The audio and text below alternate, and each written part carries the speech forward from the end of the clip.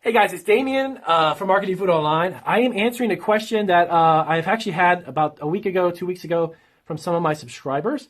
The video you're about to watch is a step-by-step tutorial on how to ship a cake without it getting damaged and how to ship a cake for literally about $2 in supplies without buying a expensive cooler box or anything insulated. I'm going to show you exactly how I've been doing it for nearly 10 years now. So you need to watch this video all the way through because it's literally going to give you step by step all the way to the end, even on how to seal and close the box to ensure that it stays cold. So the video is about 13 minutes long. So if you have 13 minutes of time, take a look at this and don't pause it or stop it unless you, of course, need to do that. But make sure you try to watch it all the way through to get all of the information because it's literally a step by step. So I hope this video, what I'm about to show you, helps out. Hey guys, it's Damien from Marketing Food Online. I hope you guys are having another great day. This video is actually going to be a follow-up to how to ship chocolate items during the summertime, or even shipping food items that have the potential to melt, or maybe a little trickier to pack and ship like a cake. So how to ship a cake. I'm actually going to show you how we do it. We've been doing this for about 10 years now, and it is the best method that I've kind of come across.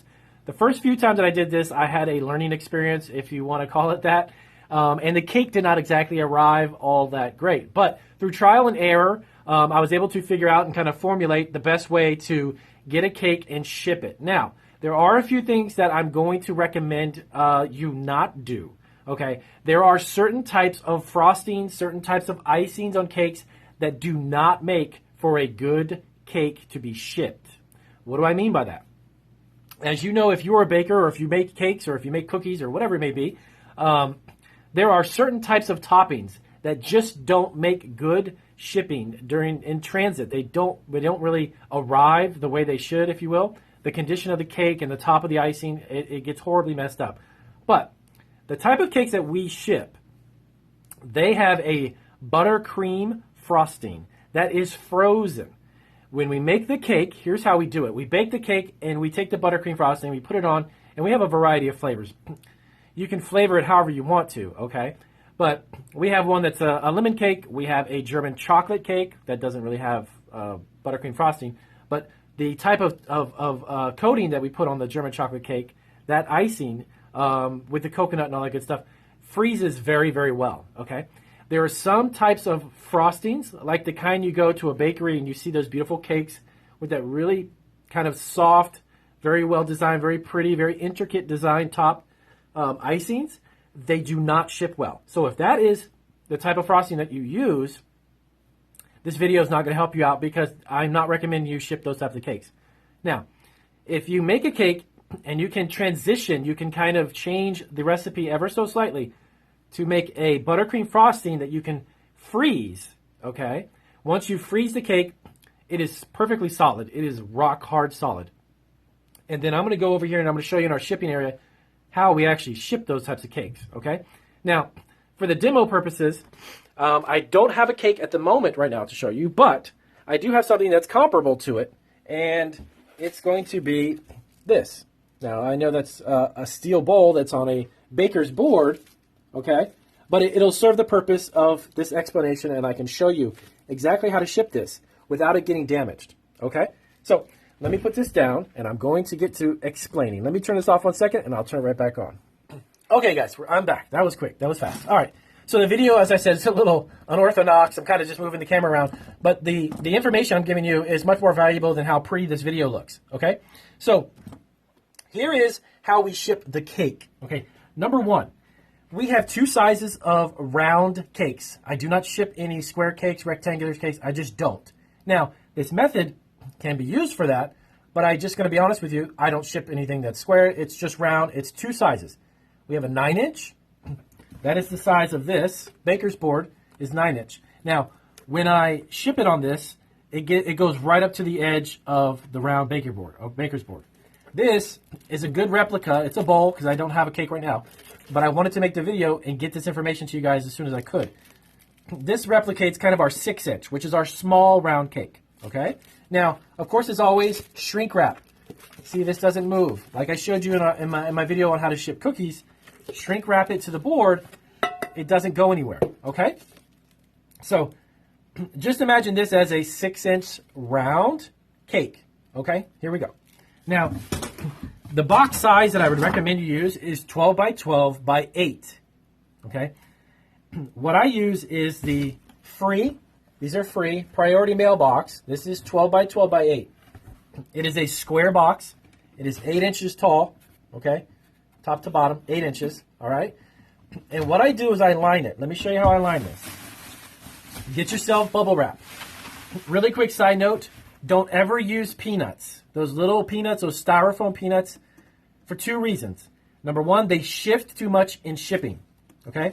And when you shift it with a cake, if you have any movement, too much movement, the cake will arrive in a disaster, okay?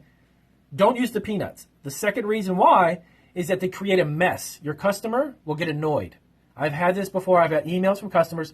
When I first started, I used to think, wow, you know, those peanuts are cheap, the little styrofoam beads, you pour them into the box, it's a lot more, saves a lot more money, it's cheaper, it's annoying, okay?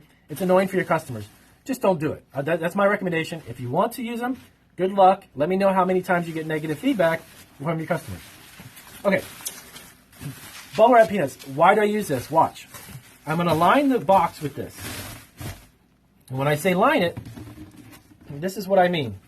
You see that? From side to side, it goes down inside the box, and you create a nice soft cushion. This is just the beginning. This stuff also is super cheap. I'm going to put links in the description where you can get this in bulk. It's ultra cheap, okay? Line the box like this, 12 by 12 by 8, okay? All right. You take your cake, okay? Now, here's the trick. I'm grabbing some of this. Sorry about my close-up of my face. Paper, newsprint. I'll also put a link for this. Everything that I'm going to talk about for you guys to do exactly what I'm doing, it'll be in the description. You guys can click on it. Take a look at what it is. If you want to order it, great. If you have another way of doing it, good luck. Okay. So paper, crumble it up. I use about 3 pieces on top of this on the bottom. Now, why do I use 3 pieces? Because this stuff is like about a half a penny when you buy it in bulk. Half a penny a sheet, or something to that effect. It's very cheap. And it also creates a great cushion. So you have your styrofoam in your box, your paper, line it in there and make it nice and full. And don't worry about it being all bushy and gushy, okay? That's a good word, gushy. Okay, anyways. This cake, you take the cake and we're going to set it inside here. Okay, we'll give it a nice little push down. Now take a look at how it looks. Again, this is a cake. You're not shipping a bowl. Inside of here, you have the cake. Now, you have space around it. That's why I said 12 by 12. And I'm going to go over that. There's another reason why. Now, let me go get my ice packs really quick. Okay, guys. All right, I had to go over to get the freezer in our baking section. Okay, so this is the ice pack that I use. It's actually a gel pack. These are not filled with water. Water has a tendency to melt faster. These are filled with it's a gel pack. It's reusable. It's a non-toxic type of ice pack, okay? And again, I'll show you where the link is. You can, again, take a look at these. You can buy these in bulk, ultra cheap. How much are these? I get them for around, with shipping and everything, it's about 20 cents, 25 cents, 30 cents maybe each. So if you're worried about, I use 4 of them, and I want to explain to you why. 4 of these little ice packs, about 3 ounces, 3 to 4 ounces roughly each, okay? Now, 4 of them at 4 ounces will add, obviously, 1 pound in shipping, okay? If you want to, this is what I do, I pass this cost on to my customer. It's just how you do business. And this cost me about 20 or 30 cents each, so 4 of them is about $1, okay? Let's just say $1. Go up $1 on your price of your product, whatever you're shipping, whatever cake, and nobody's going to make a big deal about $1, okay? So how do you put these in here to make sure that the cake that you made that's frozen, how do you get it to make sure it keeps it cool? Because I use 2-day priority mail. I don't use UPS. I don't use FedEx. Way too expensive. The USPS, I've had probably, let's say out of 100 cakes shipped, I've had probably like 99, maybe 97% of the time, no problem, okay? You're going to have that 1 or 2 issues that may come up. No business is perfect. That's how it works. Take these and you set them around the perimeter of the cake. I'm going to show you what I mean. Okay. Now, I'm going to just take up the camera because I'm not going to pick this up. Do you guys see that? That right there? Okay. See how I have it around there? Now I'm gonna fill this up with packing paper and I'll show you. But that right there is how you kind of have it. You want to have it look. Go around the sides like this. Now watch. Again, sorry for the unorthodox video, but it's not all perfect. So the ice packs are around there right now. I'm going to take my paper. Again, this is what I do. And I put it around the outside of the ice packs. Let the ice packs touch the cake. They don't hurt the cake, by the way. They don't do any of that. So just fill this up. You'll probably use about 6, 7 more sheets. Again, these are pennies. Don't worry about it. So fill these up. And then I'm going to show you again how it'll look. And you can get the idea. And then I'll package this up and show you the complete. So this is how it looks. Okay? So you have the paper on the outside. The ice packs, the cake, right? Cake in the middle, ice packs. Got it? That's how it works. And then all this empty space, that empty space, you can either fill it with more newsprint if you want, or just more bubble wrap. Now, you want to keep it packed so it's firm. There's no movement, but you don't want to make it like rock hard, okay? You don't want to make it so to the point that if the box gets dropped, remember, this is a little bit of a science tip. Everything has energy to it. If you drop a box, there's going to be some ramifications. There's going to be some energy coming up through the box. Now, if you have it super tight and rigid and there's no little bit of wiggle room, that cake is going to absorb that hit, and that's going to damage the cake. So don't get nervous about it. Don't kind of overanalyze or overthink it, but just fill it up to the point where it's just nice and snug, but you got a little bit of wiggle room, okay? And that, my friends, is how we ship a cake. And with 2-day priority, now listen, this is something else. I use 2-day priority. If I ship it on Monday, it gets picked up. It's got 4 ice packs. Those gel packs are actually going to stay cool for about 48 hours. It's actually how they're advertised. They actually promote them that way. 24 to 48 hours. It's normally about 48 hours, to be honest with you, especially when you're dealing with 4. So when you seal it, this is the final trick. When you seal up this box, you want to tape around the edges. And I'm going to show you what I mean, because it creates a cooler. Now, take a look. There's the box. All right, here we go. Here's the tape. Now, you're going to go across the box, and you see your edges right here? This open edge, not this edge. Obviously, that's closed. Your open edges, tape them up. Completely close them. You want to make this like a cooler, so they have to be closed here. This keeps in all of the cool air from the ice packs. Now, you have a cooler box. You're good to go. This is how it's done. Okay? Now, I had some questions about the expense of using a cooler ice pack with styrofoam and all that. You don't need those.